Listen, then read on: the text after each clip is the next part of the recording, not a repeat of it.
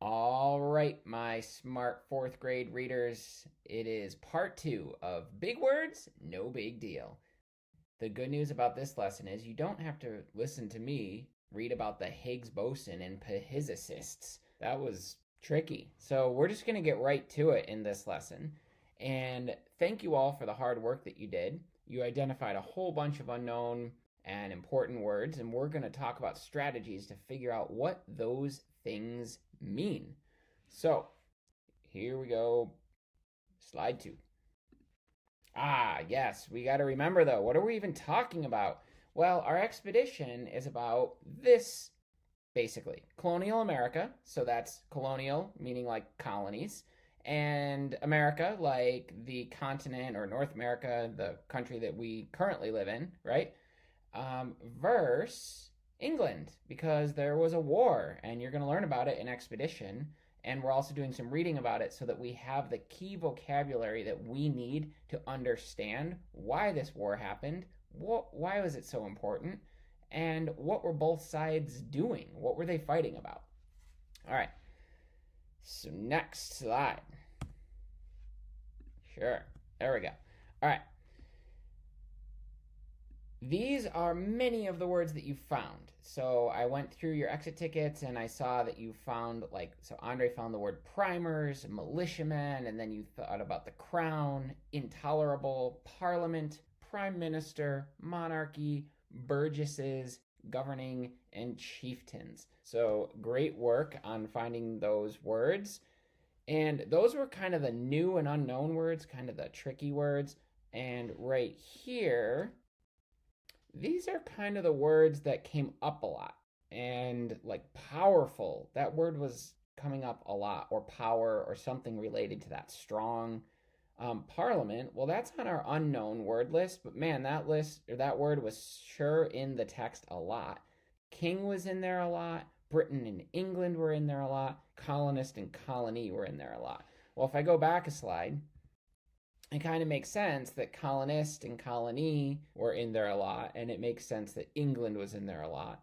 And remember that England and Great Britain basically mean the same thing. They're just two different names for it's kind of like how we're called the United States of America and we're just called the USA, or we're called America. We have like a lot of names for our country similar to England and Great Britain. Let's go back. All right, so we've got this big long list of new or unknown words. Now, what do we do? When you get to those words, what do you do? Well, you did step one already in the first lesson, which was to just notice them. Instead of just skipping by them and just realizing all the way through the paragraph that, hey, I didn't understand what that meant, you actually paused and you noticed them. And that's the first step. Well, once you notice them, you've got to be able to have strategies to figure out what they mean so that you can understand the text. All right. There is not one magical strategy to figure out the meaning of challenging words. And you'll notice here it says good readers use lots of strategies. So let's talk about some of the strategies that they use. And actually, these are just some. There's more strategies that good readers would use. All right, context clues. Well, what is a context clue? That means using the words around the unknown word and the overall meaning of the text.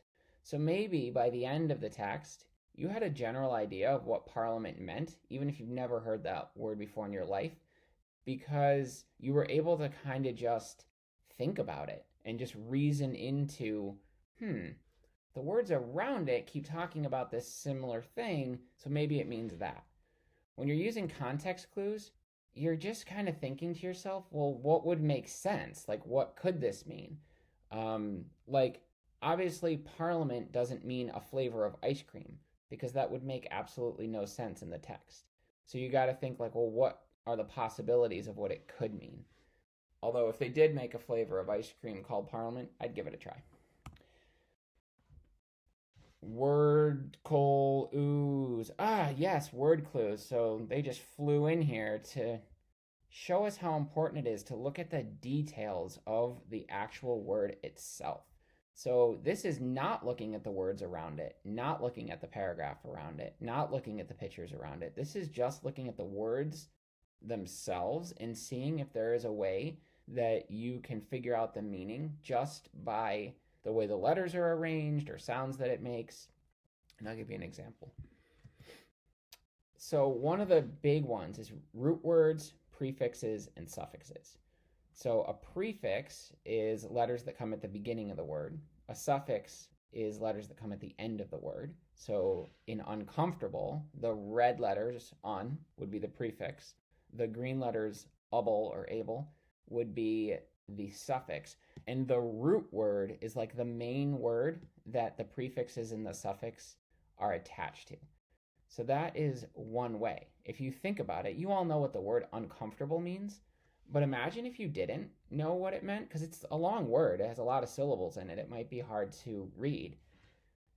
But if you knew what comfort meant, and you knew what un meant, and you knew what able meant, you can put it all together to say, like, well, I'm not able to get comfort. And so, like, if a couch is uncomfortable, it's because you're not able to get comfort on that couch. So I didn't need any context clues. I didn't need to read the rest of the topic. I just looked at chunks of this word to figure out its meaning. All right, more word clues. Similar words. So again, we're looking at a chunk of the word and we're thinking, well, do I know maybe a word that's similar? And if you remember back to our last expedition, we first learned the word archaeology, and we learned that an archaeology is the study of like ancient and or old things. And then we learned later the word archaic. And I remember some students being like, well, wait, I've never heard the word archaic in my life, but we are talking about things from the past, and it does seem to have a similar, almost like root or base word to archaeology. So archaic just means something that's really old, and archaeology is the study of things that are old. So that same similar word pops up there, and it gives you a clue as to the meaning. Again, archaic can't be a flavor of Jolly Rancher, right? Because there's no other thing like that that sounds like it. But it might have something to do with being old. All right. And another strategy you can always use is to just look it up. So you can look it up in a dictionary, you can Google it, you can ask Siri, you can ask Alexa, you can ask a teacher or a parent. I would say that this is the last strategy you want to try because it can really slow you down when you're reading. So how many of you want to be reading a text and every second or third paragraph have to get out a dictionary, figure out the word in alphabetical order, or even asking Siri or Alexa, you still have to read the definition, understand what it means. It really slows you down. A lot of times using context clues and word clues is much more efficient and will still get you to the right answer. But sometimes it's perfectly acceptable to just look up the meaning of the word. I do it all the time, especially for really challenging words that I just can't figure out in any other way. Okay, we're going to pause here for a second and move on to sort of part two of part two and give some examples from the text we read, and then you'll have a chance to do some independent work to read on your own and determine the meaning of some of these words. Stay tuned. All right, we are back with part two of figuring out the meaning of unknown words. So first, let's check in and talk about what the rest of the lesson is going to be. So sort of an outline for what's coming up next. First, I'm going to do some examples. So I've taught you some strategies, or we've discussed some strategies of how to figure out the meaning of unknown words, but I'm going to actually give you some examples from the text that you've been reading. Then I'm going to give you directions for your part of the independent part of this lesson. And lastly, this is very optional. You will be able to stay on and listen to the end of this video if you want some hints from me for the independent work part. So when you get to the independent work part, you'll have a choice of just going right to it and trying it on your own, or listening to some hints and then trying it on your own. All right, let's go to the examples with Mr. Ditch part of this lesson. I picked 4 words from our list of unknown words that I am going to go through and show you what I would do to figure out the meaning of these words. The first one was parliament. That big, bad, scary word that keeps coming up in this text over and over again. Then monarchy, militiamen, and the crown. So pay close attention so that you can hear which strategies I'm using and sort of how and why I'm using them. So let me go back, because parliament is the first word that I'm going to work on and show you what I did to figure out its meaning. All right, so I've got the text pulled up, and this is actually the bottom half of the first page and the top half of the second page. I put them on one because one of your jobs is going to be to figure out what this word primers means. So I don't see the word parliament on here anywhere, so I'm actually going to skip to page 2 and 3 and 4. I actually don't see the word parliament on here anywhere either, at least I didn't highlight it. And then I'm going to go to the next page. Sure I am. There it is. All right. Oh, look, I could be King George. Do I look kingly? There's my crown. Okay, sorry. Didn't even look like a crown. All right, I'll stop playing and wasting your time. All right, so this page, we see parliament quite a bit. So let's see if we can figure out the meaning of that word. I'm going to quickly jump back to the word itself. We talked about one of the strategies, seeing if the word itself can give us any clues. So are there root words? Are there prefixes? Does it sound like any other word I know? Well, when I look at this, I see meant at the end, which I know is a suffix. But I don't really know what parlia means. And I guess I don't really see any words in there that I think of right off the top of my head that I'm familiar with. So I'm not really sure that just looking at the word itself is going to give me any clues. So I'm going to have to go back to the text. So let me go back and do that. Let me find some key parts that I think help me figure out the meaning of it. I am totally figuring out the meaning of this word parliament through context clues, because my other strategies were not going to work. All right. So here it says that the last two kings of Great Britain, George I and George II, were from German royal families and didn't really care what happened in England or its colonies. They left most of its decisions up to the Prime Minister and Parliament. All right, it doesn't tell me exactly what Parliament is, but it does tell me that they make decisions, or it makes decisions. So that is a good start. Let's see. Eventually, they had an official role in the state and becoming part of the governing body known as Parliament. All right, so I need to know what a governing body is. And actually, one of your challenges is going to be to figure out what that word governing means. But if I did know what that word governing meant, that would certainly be helpful. But a body, it might mean like a group of people. So maybe it's like a group of people that makes decisions. He wasn't cruel, but King George III did not intend to be pushed around. He was king. That pesky parliament, for instance, he couldn't just do away with it, but he threatened or rewarded its members until they voted his way. Very good clue. So parliament is made up of members that vote. So now I know that they are a group, and I assume if it means members, it means people. So it's going to be a group of people that vote and make decisions. We are onto something now. As far back as the 1660s, I'm down here at the bottom, Parliament had passed laws telling the colonists exactly what and with whom they could trade. So it sure looks to me like Parliament is a group of people who are in charge of England. It almost looks like they work with the king or sometimes against the king to make laws and decisions. So they are people in power, a group of people that vote and make laws and make rules.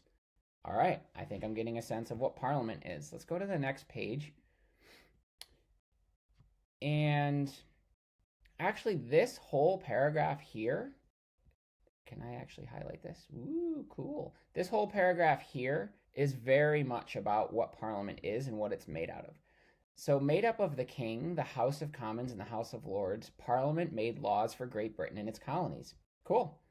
In ancient times, the House of Lords was a group of noblemen who counseled the King. Let's see. All right, in the 1700s, only nobles and wealthy landowners were represented in Parliament.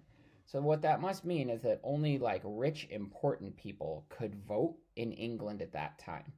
So we have a pretty good sense of what Parliament is. And if we think about it from our expedition point of view, you have England telling the colonists what to do, but it's a king that is telling them what to do. And it is a group of people who were only rich and powerful people that were telling the colonists what to do. So that's what was happening in England. You had a king and you had this group of rich guys that made decisions. That could lead to some conflict. All right, we have a pretty good idea of what Parliament is. Let me go back now. We didn't have to look that up in a dictionary. We just figured it out. Okay, we are going to go on to monarchy. Again, I don't exactly see root words in there, at least not ones that I would expect a fourth grader to recognize in the word monarchy. That would help me exactly figure it out. Believe it or not, there actually are some cool root words in there that are like Latin based. And maybe we can talk about that in a second. But just by looking at the word monarchy itself, that's just actually not helping me figure out the meaning of that all that much. So I'm going to go back to the text and use context clues to figure out what monarchy meant. All right, you probably just saw it in there. I did. George III's 60-year reign was the second longest in British history. He was the most recent king in a monarchy that stretched back to the warrior chieftains of the Dark Ages. He shared power with Parliament. Okay. So, if he was a king and the monarchy stretched back, looks like maybe hundreds of years to the Dark Ages, then maybe the monarchy means the king. Maybe it's another word for the king. So George is a specific king, but maybe monarchy means king. If we go back to our thing, I think we talked about this one time this year, that at the beginning of the word monarchy, that word mon is like mono, and mono means like one. Like in Monopoly, when you are in total control of 3 properties, you have a monopoly because you are in the power, like one person in power. Well, actually, monarchy does come from that root word, so it's like a king. It's like one person in power. All right, let's look at this word militiamen. And militiamen has 2 words in it that I actually kind of recognize. Let me type them right over here. So I see the word men at the end. So it's probably a group of men or people, sort of like a salesman, right? I know at the end of a word, when I see that men, it probably means like a group of people. But I'm thinking of a connected word to militia that looks familiar to me. So I just typed it in there. I'll make it bigger. Come on now. All right, I want to make it bigger, but it might not be worth it. Look at that word. Yeah, now it's too big. So at the end of the word is men, and at the beginning of the word, it kind of looks an awful lot like the word military. Now, I know the military is another word for like an army or a group of soldiers, right? So maybe militiamen are people who are like in an army. Let's go back to the text and check if that makes any sense. Where was that word after all? I think it was in this text. Yeah, all right. So let's see if maybe my word clues of seeing the word military and men together might give me an idea of what that word means. So starting here, the British soldiers were marching against musket-toting American militiamen. Well, I'm probably on the right track because I see the word soldiers, and I was saying that militiamen are like men in the military. And it looks like it's comparing British soldiers with American soldiers. And if you know what a musket is, and if you know what toting is, toting means to carry something, and a musket is a gun. So American militiamen were probably soldiers that were carrying guns. My context clues give me an idea of that, but also so does looking at the word military and men, and they're sort of smushed together. So now I know what a militiaman is. The last thing on our list was actually in that same paragraph. It was the crown. So I know what a crown is, but do I know what the crown is, right? I mean, obviously a crown is something you wear on your head, but it kept talking about being loyal to the crown. So are people loyal to an actual crown? Let's see if that's what it means. Let's go back to the text. All right. The British soldiers were marching against musket-toting American militiamen. The Americans, once loyal to the crown, were preparing to fight for freedom from British rule. So they used to be loyal, but now they're going to fight. And I noticed something really important about the crown here. Very small hint. Do you notice it too? Take a minute, see if you notice something about this word crown that's different than the words around it. 3, 2, 1. That's right. Excellent noticing. Sorry, it just turned into an episode of Dora the Explorer here. Like, do you see the sea? Point to the sea. Anyway, I'll stop being Dora. All right, the Americans, once loyal to the crown, but I noticed that the C is actually capital.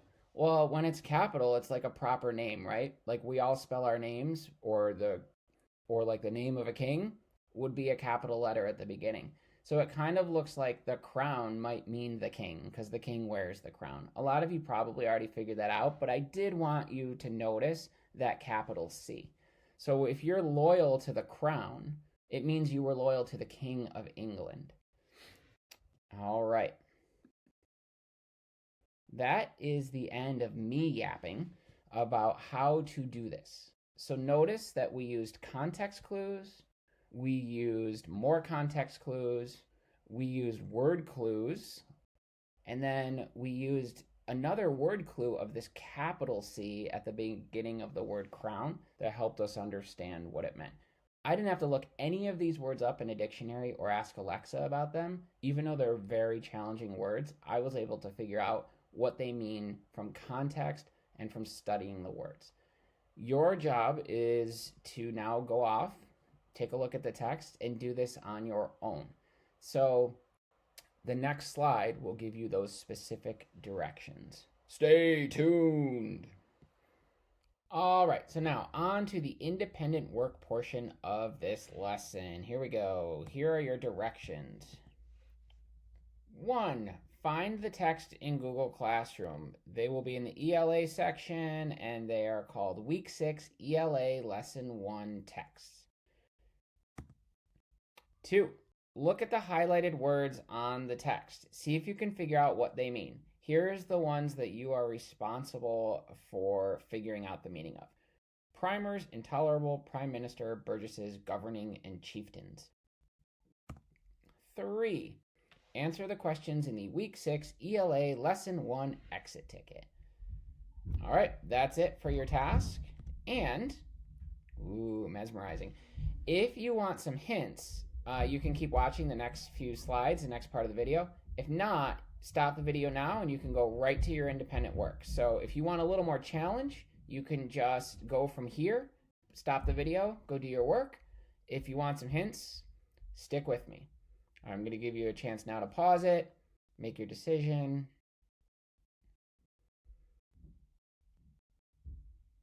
All right. If you're still with me, then that means you probably want some hints. So let's go to the next page.